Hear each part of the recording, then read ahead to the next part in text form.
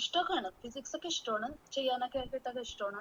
പിന്നെന്താ വേണ്ടേ? ചില ക്വസ്റ്റ്യൻസ് ഒക്കെ ചിലപ്പോ ഈ ബോർഡ് എക്സാമിന്റെ സമയത്തൊക്കെ എക്സാമും മാർക്കും ഒക്കെ വിട്, അതൊന്നും നോക്കിയിട്ടല്ല ഇനി പഠിക്കാനുള്ള തീരുമാനം. ഇതിൽ 100 ഔട്ട് ഓഫ് 100 കിട്ടിയാലും ബിടെക്കിനെത്തുമ്പോൾ തോറ്റ് പാളീസായിട്ടുണ്ട്. മനസ്സിലായോ? ഒന്നും പഠിക്കാൻ പറ്റാത്ത ആളും ബിടെക്കിന് നല്ലവണ്ണം പഠിച്ച് രക്ഷപ്പെട്ടിട്ടുണ്ട്. ഇനി മുതൽ എങ്ങനെ പഠിക്കുമെന്നുള്ളതാണ്. ക്ലാസ് നോട്ട് കൊടുത്തിട്ട് ബൈഹാർട്ട് പഠിച്ചിട്ട് അതന്നെ എഴുതിപ്പിക്കുന്നതല്ല എഞ്ചിനീയറിംഗ്. അപ്പൊ ഇന്ന് എഞ്ചിനീയറിംഗ് മാത്സിന്റെ ബുക്ക് ഡൗൺലോഡ് ചെയ്യുക, പഠിച്ചു തുടങ്ങുക. എഞ്ചിനീയറിംഗ് ഫിസിക്സ്, എഞ്ചിനീയറിംഗ് കെമിസ്ട്രി, ഈ ബുക്കൊക്കെ ഓൺലൈൻ അവൈലബിൾ ആണ്, ഫ്രീ ആയിട്ട്. മാഷ് പഠിപ്പിക്കുന്നതിന് കാത്തു നിൽക്കാതെ സ്വന്തം പഠിക്കുക. ഡിക്ഷണറി എടുക്കുക, ഓരോ വാക്കിന്റെ അർത്ഥം മനസ്സിലാക്കി പഠിക്കുക. നല്ല പ്രസന്റേഷൻ സ്കിൽ ഉണ്ടാക്കുക, നല്ല കമ്മ്യൂണിക്കേഷൻ സ്കിൽ ഉണ്ടാക്കുക. അതൊക്കെ ഉണ്ടാക്കി കഴിഞ്ഞാൽ ഏത് പഠിച്ചാലും നന്നാവും.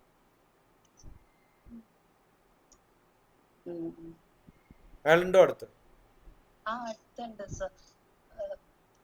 ഞങ്ങള് മെറിറ്റിൽ കിട്ടിയില്ല എന്നുണ്ടെങ്കിൽ ഞങ്ങള് ക്യാഷ് കൊടുത്തിട്ട് ഏതാ? പിന്നെ തൊട്ടടുത്ത് ഏതാ കോളേജ്? തൊട്ടടുത്ത് ജ്യോതിയാണുള്ളത്. വീട്ടിൽ നിന്ന് പോയിട്ട് വരാൻ പറ്റുമോ? 2 കിലോമീറ്റർ 2.5 കിലോമീറ്റർ. അവിടെ കിട്ടുമോ? അവിടെ മെറിറ്റില് കിട്ടാനായിട്ട് റാങ്ക് ലിസ്റ്റ് ഒക്കെ വരാൻ വെയിറ്റ് ചെയ്തിരിക്കാൻ പറഞ്ഞിരിക്കുക. ഓക്കെ, അതല്ലെങ്കിൽ കാശ് കൊടുത്ത് ചേരാന്ന് ഗ്യാരണ്ടി പറഞ്ഞിട്ടുണ്ട്. അത് ഉറപ്പാണ്. പിന്നെന്താ വേണ്ടേ? പുറത്താണോ അത്, അയാൾക്ക് പറ്റുമോ, അയാൾക്ക് പഠിച്ചെടുക്കാൻ പറ്റുമോ എന്നൊക്കെ ഉള്ളൊരു.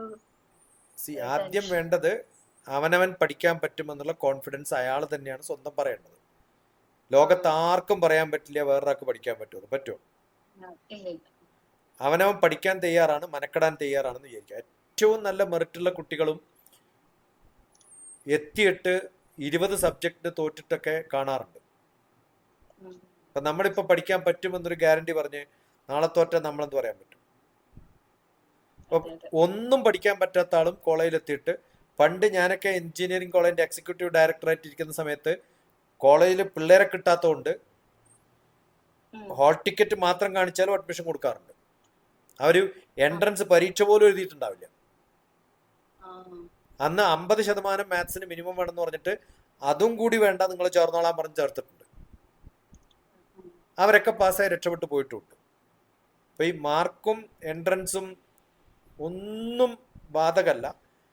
ഇന്ന് മുതൽ പഠിക്കാൻ തയ്യാറാണോ എന്ന് തീരുമാനിക്കുക. കാരണം ഏറ്റവും നല്ല സ്റ്റുഡന്റും തോറ്റു പാളീസായിട്ട് കണ്ടിട്ടുണ്ട്. അയാളുണ്ട് നോട്ടെ.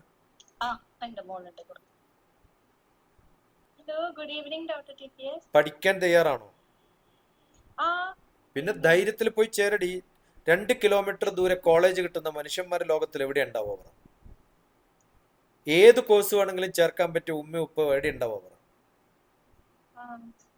ഇലക്ട്രോണിക്സ് പഠിക്കുന്നേ, ഏത് വിഷയം ഏത് ചാപ്റ്റർ എപ്പ മനസ്സിലായിട്ടില്ല അപ്പ വിളിക്ക്, ഞാൻ പഠിപ്പിച്ചുതരാം. ഇപ്പൊ പഠിപ്പിക്കണം. മാത്തമാറ്റിക്സിന്റെ engineering mathematics, engineering physics, engineering chemistry, ഈ പുസ്തകമൊക്കെ ഇന്ന് ഡൗൺലോഡ് ചെയ്യാം ഇപ്പോ.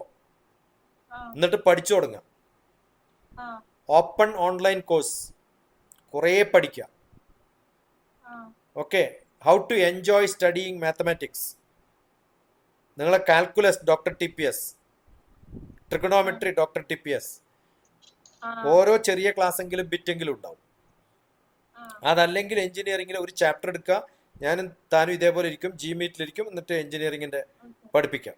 അത് പക്ഷെ പിന്നെ അപ്ലോഡ് ചെയ്യും യൂട്യൂബിൽ. നല്ല പോലെ പഠിക്കുക, ഈ ബോൾഡ് ആയിരിക്കുക, അതാണ് ആദ്യം വേണ്ടത് എഞ്ചിനീയറിംഗ് കോളേജിലൊക്കെ. നല്ല കമ്മ്യൂണിക്കേഷൻ സ്കില്ല്. ഇതൊന്നും പഠിച്ചിട്ട് കാര്യമില്ല. നാളെ ഗേറ്റ് എക്സാം പാസ്സാവുക, IS ഇന്ത്യൻ എഞ്ചിനീയറിംഗ് സർവീസ് പാസ്സാവുക, GRE പാസ്സാവുക, ഇതിനൊക്കെയുള്ള ടെസ്റ്റുകളൊക്കെ എഴുതാൻ തയ്യാറാവണം. അതിന് നല്ല ഇംഗ്ലീഷ് കോംപ്രഹെൻഷൻ വേണം, നല്ല logical reasoning, analytical skill, mathematical ability, ഈ വിവരങ്ങളൊക്കെ ഉണ്ടെങ്കിൽ കുറച്ച് ഇലക്ട്രോണിക്സ് ഒക്കെ അറിഞ്ഞാലും നല്ല ജോലി കിട്ടും. അപ്പോൾ ഇതൊക്കെ ഉണ്ടാക്കി എടുക്കണമെങ്കിൽ നല്ലപോലെ മനക്കെടണം. റെഡിയാണോ? പിന്നെന്താ വേണ്ട?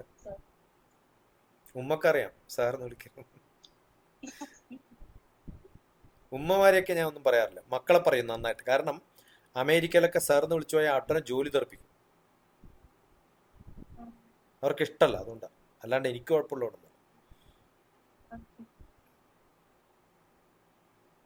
ഇപ്പൊ ഞാൻ അസൈൻമെന്റ് തരും ഇപ്പൊ ഇന്ന് മുതൽ. ഓക്കെ, അതൊക്കെ ചെയ്യുക, ബുക്ക് ഡൗൺലോഡ് ചെയ്യുക, പഠിക്കുക, എന്നിട്ട് നല്ല നോട്ട്സ് ഉണ്ടാക്കിയിട്ട് വെക്കുക. മാഷന്മാര് പഠിപ്പിക്കുന്നതൊന്നും പഠിച്ചിട്ട് കാര്യം ഉണ്ടാവില്ല. അതൊന്നും ശ്രദ്ധിക്കേണ്ട കാര്യമില്ല, അവനവൻ പഠിക്കാനുള്ള പഠിക്കുക.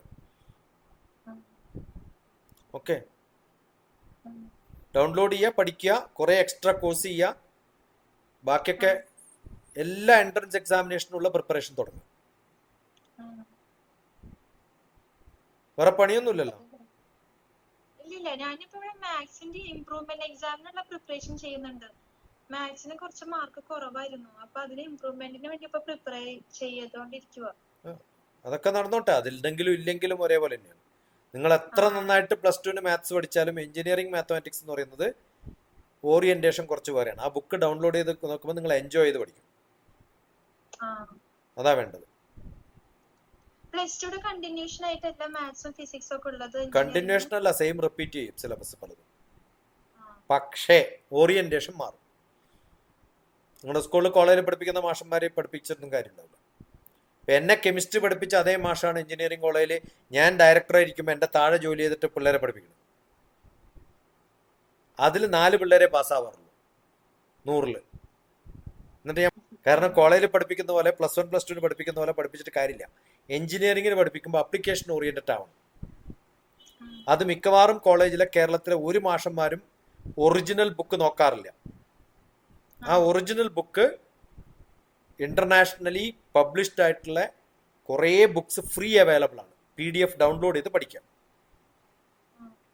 അതാണ് ഞാൻ പഠിക്കാൻ പറയുന്നത്. ഓക്കെ, അപ്പോൾ നോളജ് ഉണ്ടാവും. അപ്പൊ ഗേറ്റും അത്തരം പരീക്ഷകളൊക്കെ എഴുതുമ്പം യു വിൽ പാസ്. എഞ്ചിനീയറിംഗ് ഒക്കെ പാസ്സായി പോകും എല്ലാ മണ്ടന്മാരും. പക്ഷെ അതുകൊണ്ട് കാര്യമില്ല, അത് കഴിയുമ്പോൾ ഇതിനേക്കാളും ബുദ്ധിമുട്ടാണ് അടുത്ത ജോലി കിട്ടാൻ. അതുകൊണ്ട് Indian engineering service all India service പോലെയാണ്. അല്ലെങ്കിൽ ഗേറ്റ് ഗ്രീൻ കാർഡ് പോലെയാണ്, ഇവിടെ വേണമെങ്കിൽ കയറി പോവാം ആ സർട്ടിഫിക്കറ്റും കൊണ്ട്. എഞ്ചിനീയറിംഗ് സർട്ടിഫിക്കറ്റ് കൊണ്ടൊന്നും കാര്യം ഉണ്ടാവില്ല. അപ്പൊ അതൊക്കെ വേണമെങ്കിൽ നല്ലോണം മെനക്കെടണം. റെഡിയാണോ? അസൈൻമെന്റ്സ് വരും, മെസ്സേജ് അടിച്ചു. വാട്സപ്പില് പിന്നെ എവിടെയാണ്? പിന്നെ ഈ നമ്പറിലല്ലേ ഇതുവരെ. എന്റെ എല്ലാ വീഡിയോന്റെ താഴത്തെ എന്റെ നമ്പർ ഉണ്ട്. എന്നിട്ട് കേരളത്തിലെ മണ്ടന്മാർ ചോദിക്കും കോണ്ടാക്ട് ചെയ്യാനുള്ള നമ്പർ ഏതാണ്. അതിന്റെ താഴത്തിട്ടിരിക്കുന്ന നമ്പറിൽ ഒരു മെസ്സേജ് അടിച്ചു നോക്കൂടെ? അത് നോക്കില്ല. അല്ലെങ്കിൽ ഡോക്ടർ TPS കോണ്ടാക്ട് എന്നുണ്ട്, ആ നമ്പർ ഒന്ന് അടിച്ചു നോക്ക്. യൂട്യൂബ് മാത്രല്ല, പിന്നെ www പറഞ്ഞു തരും എന്റെ നമ്പർ ഏതാണ്. നമ്മൾ ആ ലോകത്തല്ലേ ജീവിക്കണേ. ഏത് ലോകത്ത്? www ലോകത്ത്. അപ്പൊ അവിടുന്ന് ഇൻഫർമേഷൻ കളക്ട് ചെയ്യാം. എന്റെ നാട് എവിടെയാണെന്നറിയോ? ഞാൻ ഇരിങ്ങാലക്കുടയുണ്ട്. ഗൂഗിൾ മാപ്പിൽ വെച്ച് തപ്പി നോക്കാം, എന്റെ 3 വീട് കാണും. ഒന്ന് ഹൈദരാബാദ്, ഞാനിപ്പോ അവിടെയാ ഉള്ളത്. ഇരിങ്ങാലക്കുട എന്റെ വൈഫിന്റെ വീട്, കണ്ണൂർ എന്റെ വീട്. അപ്പൊ നമ്മൾ അടുത്താണ്. ഇരിങ്ങാലക്കുട എന്റെ അടുത്ത്, നിങ്ങളുടെ അടുത്തല്ല. അതുകൊണ്ടാണ് ജ്യോതി എന്നൊക്കെ പറയുമ്പോൾ എനിക്ക് സ്ഥലം കൃത്യമായിട്ട് അറിയാന്ന് പറയുന്നത്.